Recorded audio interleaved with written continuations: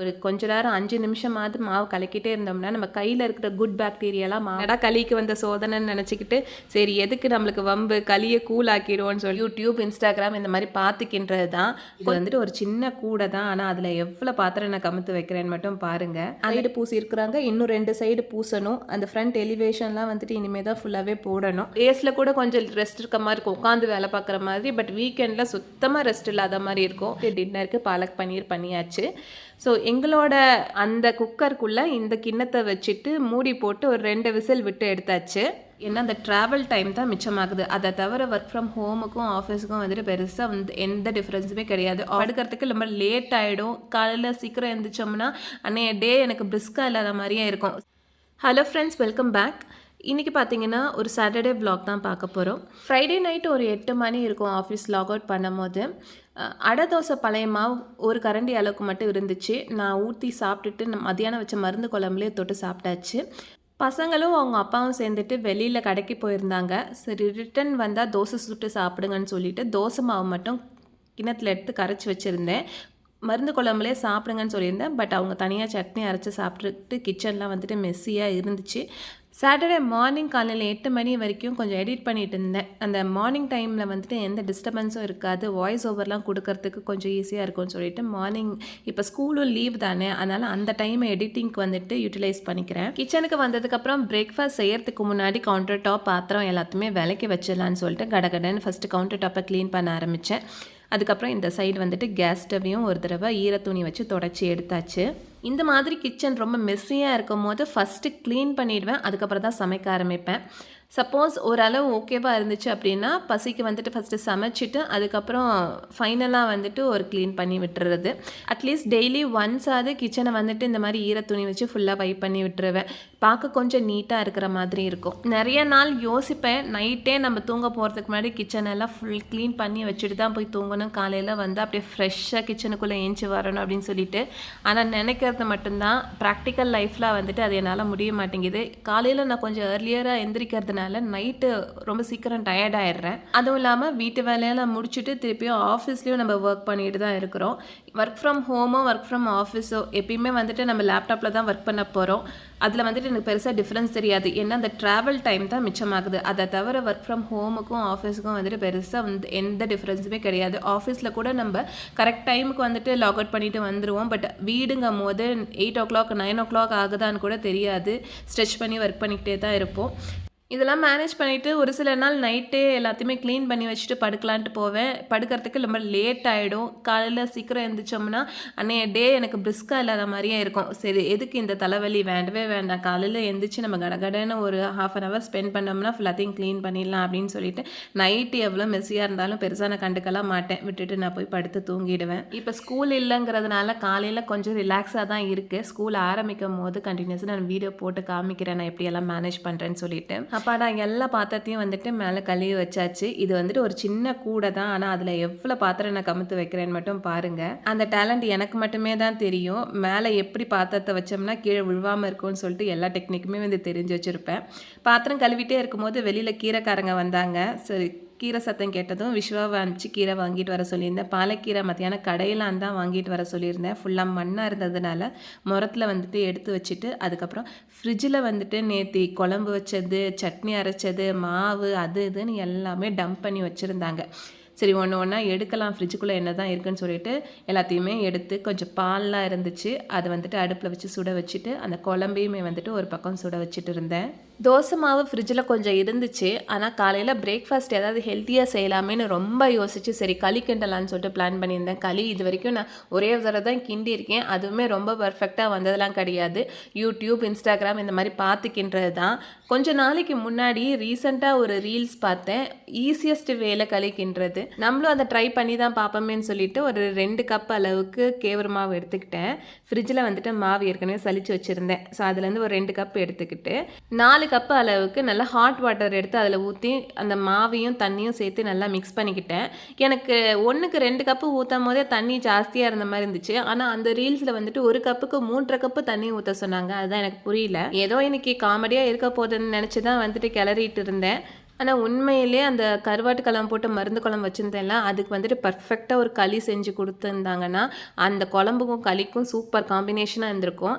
எனக்கு எப்பயுமே வந்துட்டு இந்த மாதிரி புதுசாக ஏதாவது டிஷ்ஷஸ் ரீல்ஸ்லேயோ இல்லை யூடியூப்லேயோ பார்த்து செஞ்சேன்னா பிகினிங் எல்லாம் சூப்பராக வரும். பட் ஃபினிஷிங் நல்லாவே இருக்காது. ஒரு கப்பு கேவரு மாவுக்கு 2 கப்பு நல்லா ஹாட் வாட்டர் ஊற்றி மிக்ஸ் பண்ணிவிட்டு இந்த பாத்திரத்தை அப்படியே குக்கரில் வந்துட்டு கொஞ்சம் தண்ணி விட்டு ப்ரீஹீட் பண்ணியிருந்தேன். அந்த குக்கருக்குள்ளே இந்த கிண்ணத்தை வச்சுட்டு மூடி போட்டு ஒரு 2 விசில் விட்டு எடுத்தாச்சு.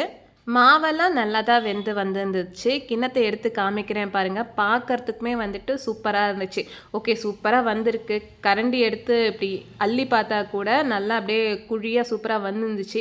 இதை கிண்ணத்தில் போட்டு ஒரு உருட்டினோம்னா களி ரெடி ஆகிடும்னு பார்த்தா கிண்ணத்தோடு இருக்கிற மாவெல்லாம் ஒட்டிக்கிட்டு பிசுக்கு பிசுக்குன்ட்டு இருந்தது. டேஸ்ட் பண்ணி பார்த்தாலும் பெருசாக ஒன்றும் சொல்லிக்கிற அளவுக்குலாம் இல்லை. என்னடா களிக்கு வந்த சோதனைன்னு நினச்சிக்கிட்டு சரி எதுக்கு நம்மளுக்கு வம்பு, களியை கூலாக்கிடுவோன்னு சொல்லிட்டு இன்னும் ஒரு 2 கரண்டி மாவு எடுத்து போட்டு நல்லா தண்ணி ஊற்றி மிக்ஸ் பண்ணி தயிர் சூப்பராக துவஞ்சி வந்துருந்துச்சு. அதையும் போட்டு நல்லா கூழ் ரெடி பண்ணியாச்சு. இந்த கூழுக்குமே அந்த மருந்து குழம்புக்கும் சூப்பராக டேஸ்ட் இருந்துச்சு.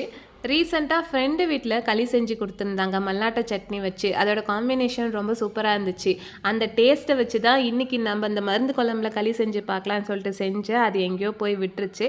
பட் பரவாயில்ல, கூழுக்கும் அந்த குழம்புக்குமே வந்துட்டு நல்ல டேஸ்ட்டாக இருந்துச்சு. அதில் இருக்கிற கருவாடெலாம் தொட்டுட்டு சாப்பிட்றதுக்கு.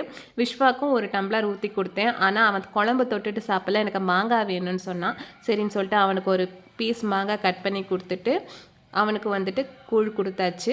ஸோ காலையில் பிரேக்ஃபாஸ்ட் அன்றைக்கி பார்த்தீங்கன்னா கூழ் தான். சஞ்சய் எழுந்திரிச்சு வந்ததுக்கப்புறம் அவனுக்குமே வந்துட்டு ஒரு கிளாஸ் கூழ் ஊற்றி கொடுத்துட்டேன். அண்ட் மீதி அவங்க அப்பாவுக்கும் வச்சாச்சு. இதெல்லாம் நான் செஞ்சிட்டு இருக்கும் போதே சைட்லேருந்து மேஸ்திரி தண்ணி வேணும்னு சொல்லிட்டு ஃபோன் பண்ணியிருந்தாங்க. கடகடன்னு வந்துட்டு சாப்பிட்டு முடிச்சுட்டு சைட்டுக்கு கிளம்பி போயிட்டேன். சைட்டில் வந்துட்டு பார்த்தீங்கன்னா மழை வேறு பயங்கரமாக பெஞ்சிட்டு இருக்கிறதுனால வெளியில் பூசினாலாம் எல்லாம் ஃபுல்லாகவே கரைஞ்சி போயிடுது. அதனால் இப்போல்லாம் பார்த்தீங்கன்னா உள்ளே வந்துட்டு பூசினாங்க. கீழ் வீடு வந்துட்டு ஏற்கனவே உள்ளே ஃபுல்லாக பூசியாச்சு. இப்போ வந்துட்டு மேல் போர்ஷன் வந்துட்டு ரூமெல்லாம் வந்துட்டு பூசிகிட்டு இருக்கிறாங்க.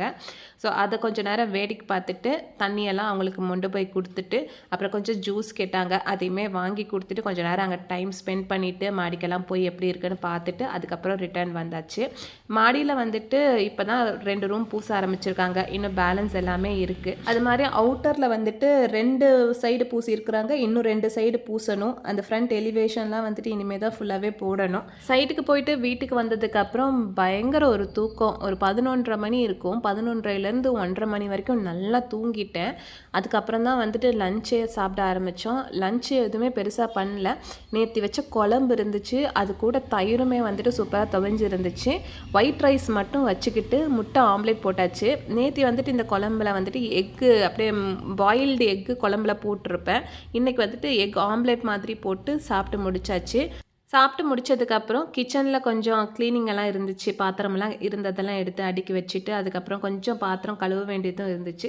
எல்லாம் கழுவி முடிச்சுட்டு சின்ன சின்ன பாத்திரத்துலலாம் எடுத்து ட்ரான்ஸ்ஃபர் பண்ணிவிட்டு அதுக்குள்ளே ஹெல்ப் அக்காவும் வந்துட்டாங்க. சாட்டர்டே அவங்க வந்துடுவாங்க. வந்து இந்த கிச்சன் கவுண்டர் டாப்பெல்லாம் க்ளீனாக தொடச்சி கொடுத்துருவாங்க. அண்ட் அடுப்பெல்லாம் வந்துட்டு ஃபுல்லாக எடுத்துகிட்டு க்ளீன் பண்ணி கொடுத்துருவாங்க.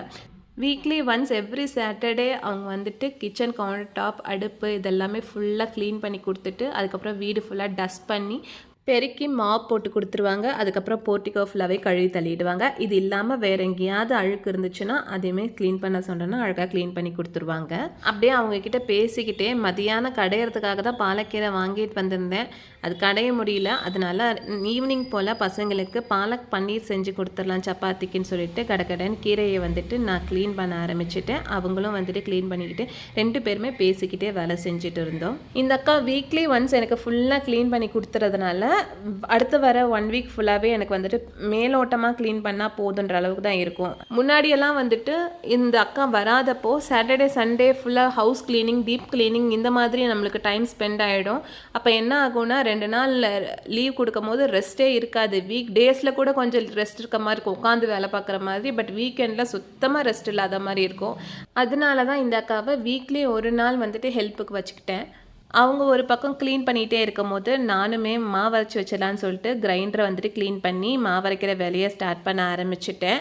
இந்த அரிசி உளுந்து ஊற வச்சு கண்டிப்பாக ஒரு 3 நாள் இருக்கும். அப்படியே தூக்கி ஃப்ரிட்ஜில் வச்சுட்டேன். 3 நாளுமே ஃப்ரிட்ஜில் தான் ஊறிட்டே இருந்தது. அரைக்கிறதுக்கு நேரம் இல்லை. வீக் டேஸில் ஊற வச்சதுனால வந்துட்டு நைட்டில் ஒரு நேரத்தில் காலையில் அரைச்சிக்கலாம்னு நினைப்பேன். அப்புறம் காலையில் என்ன நினைப்பேன்னா ஈவினிங் டைம் இருக்கும்போது ஈவினிங் அரைச்சிக்கலாம். இப்படியே தான் வந்துட்டு 3 நாளுமே போயிட்டு இருந்துச்சு. இன்றைக்கி வந்துட்டு கண்டிப்பாக அரைச்சி வச்சணும்னு சொல்லிட்டு முதல்ல அந்த வேலையை பண்ணிட்டேன். அதுக்கப்புறம் தான் வந்துட்டு டின்னருக்கான வேலையை பார்க்கணும். ஆனால் மாவு அரைக்க ஆரம்பிச்சிட்டேன்னா மல்டி டாஸ்கிங் மாதிரி பண்ணிகிட்டே இருப்பேன். ஒன்று மாவு அரைச்சிக்கிட்டே சமைக்கிறது, இல்லை மாவு அரைச்சிக்கிட்டே பாத்திரம் விளக்குறது, அந்த மாதிரி ஏதாவது வேலை பண்ணிக்கிட்டே தான் இருப்பேன். எப்படியும் மாவு அரைக்கிறதுக்கு நம்ம கிச்சன் கிட்ட தான் நிற்கணும். கூடவே வந்துட்டு நம்ம இன்னொரு வேலை செஞ்சோம்னா 2 வேலையாக செஞ்சு முடித்த மாதிரி இருக்கும். இந்த கிரைண்டரில் பார்த்தீங்கன்னா உளுந்து மாவு மட்டும்தான் கெட்டியாக இருக்கிறதுனால கையில் எடுத்து போடுவேன். அரிசி மாவு அப்படியே டில்ட் பண்ணேன்னா, பாத்திரம் வச்சு கீழே வச்சு டில்ட் பண்ணேன்னா அழகாக மாவு வந்துட்டு பாத்திரத்தில் ஊற்றிக்கும்.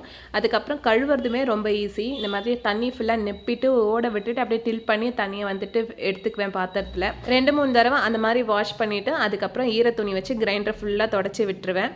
மாவு அரைக்கும் போதே உப்பு போடாமல் மாவு அரைச்சி பாத்திரத்தில் வந்துட்டு எடுத்து வச்சதுக்கப்புறம் அதுக்கப்புறம் உப்பு போட்டு இந்த மாதிரி கை விட்டு நல்லா கிளறி விட்டோம்னா, ஒரு கொஞ்ச நேரம் 5 நிமிஷமாவது மாவு கலக்கிட்டே இருந்தோம்னா நம்ம கையில் இருக்கிற குட் பாக்டீரியாலாம் மாவில் போயிட்டு நல்லா புளிச்சு சூப்பராக வந்துட்டு ஃப்ளஃபியாக மாவு பொங்கி வரும்னு சொல்லுவாங்க. ஒரு வழியாக மாவு அரைச்சி முடிச்சாச்சுன்னு தான் இருந்துச்சு. ஏன்னா எனக்கு தோசை மாவு இருந்துச்சுன்னா நைட்டில் வந்துட்டு பசங்களே கூட தோசை ஊற்றி சாப்பிட்டுக்குவாங்க. எந்த சைட் டிஷ் இருந்தாலும் பரவாயில்ல. அப்படியே சைட் டிஷ் இல்லைன்னா கூட மிளகாத்தூளில் வந்துட்டு பூண்டு தட்டி போட்டு உப்பு போட்டு எண்ணெய் விட்டு சூப்பராக சாப்பிட்ருவாங்க. எனக்கு பிரேக்ஃபாஸ்ட் லஞ்சு சமைக்கிறது கூட பிரச்சனை கிடையாது. ஆனால் மாவில்லை அப்படின்னா டின்னருக்கு என்ன செய்கிறதுன்னு சொல்லிட்டு அதுவே ஒரு பெரிய டென்ஷனாக இருக்கும். ஏன்னா ஏற்கனவே நான் டயர்டாக இருப்பேன். அந்த சமயத்தில் என்ன டின்னர் செய்கிறதுன்னு யோசிச்சு டென்ஷன் ஆகிடுவேன். மாவு இருந்துச்சுன்னா அன்னைய டே கொஞ்சம் பீஸ்ஃபுல்லாக எண்ட் ஆகிற மாதிரி இருக்கும். அன்னைக்கு கொஞ்சம் நேரம் ரெஸ்ட் எடுத்துகிட்டு வந்துட்டு நைட்டு போல் தான் நானும் பசங்களும் சேர்ந்து தான் வந்துட்டு டின்னர் ப்ரிப்பேர் பண்ணோம். அன்னைக்கு டின்னர் வந்துட்டு பார்த்திங்கன்னா சப்பாத்தியும் பாலக் பன்னீரும் ரெடி பண்ணியிருந்தேன். மதியானம் கடையறதுக்கு வாங்கிட்டு வந்த கீரையை வச்சு நைட்டு டின்னருக்கு பாலக் பன்னீர் பண்ணியாச்சு. ஸோ எங்களோட அன்னைய சாட்டர்டே இப்படி தான் போச்சு. இந்த வீடியோ உங்களுக்கு பிடிச்சிருந்துச்சுன்னா மறக்காமல் லைக் பண்ணி சப்ஸ்கிரைப் பண்ணிக்கோங்க. அண்ட் இவ்வளோ நேரம் ஸ்கிப் பண்ணாமல் பார்த்த எல்லாருக்குமே ரொம்ப பெரிய தேங்க்ஸ். இன்னொரு இன்ட்ரெஸ்டிங் வீடியோவில் மீட் பண்ணுறேன். டாட்டா.